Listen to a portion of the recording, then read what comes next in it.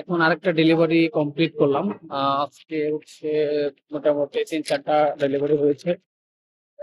তো এখন কেবল এইমাত্র একটা ডেলিভারি কমপ্লিট করলাম। কাস্টমার আমাকে হচ্ছে টাকা দিয়েছে এবং এই টাকাটা হচ্ছে নতুন টাকা। ২০২৫ সালে নতুন টাকাটা পেয়ে গেলাম আজকে অনেকদিন পর। এটা হচ্ছে নতুন আ বাংলাদেশের নতুন টাকা।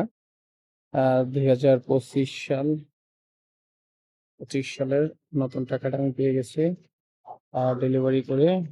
আজকে কিন্তু এই টাকাটা আমি যে টাকাটা আপনাদেরকে দেখালাম এইমাত্র আমি ডেলিভারি করলাম। তো করার পর হচ্ছে কাস্টমার আমাকে এই নতুন টাকাটা দিয়েছে। আমি তো দেখি তো আগে প্রথমেই আমাকে দিয়েছে, আমি এখন ওই টাকাটা দেখে আমি খালি ভাবতেছি এটা কি ডলার দিল নাকি। তো আমি প্রথমে ভাবতেছি যে মনে হয় ডলার।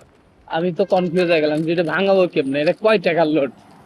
পরে দেখি যে হচ্ছে ১,০০০ টাকার লোড। কাস্টমার আমার মুখের দিকে তাকায় রয়েছে। পরে বললাম যে ভাইয়া খুচরো করা লাগতো, আমার কাছে হবে না। তো উনি আমাকে ভাইয়া ভাইয়া বলছে, ভাইয়া বলছে, তো আমিও পরে এসে ভাইয়াই বলছে। তো পরে এসে খুঁজতে খুঁজতে পরে আমি ভাঙাতে পারছি। তো আমার কাছে হচ্ছে ৫০০ টাকা লোড ছিল, পুরনো টাকা। তো তখন ওটা দিলাম। আমার বিল ছিল হচ্ছে ৪১৮ টাকা মতন সামথিং। তো কাস্টমার পরে আমাকে হচ্ছে বললো যে আপনি হচ্ছে আমাকে ৫৫০ টাকা দেন, তাই হবে। তো আমি হচ্ছে তাকে ৫৫০ টাকা দিলাম। তখন হয়ে গেল, বিল হয়ে গেল। আর পরে হচ্ছে ১,০০০ টাকা আমি নতুন টাকা এই ফার্স্ট আমি পেয়েছি। এর আগে আমি হচ্ছে ২০ টাকা পেয়েছিলাম। তো আজকে হচ্ছে ১,০০০ টাকা পাইলাম। তো ১,০০০ টাকাতে আমি দেখলাম যেটা যে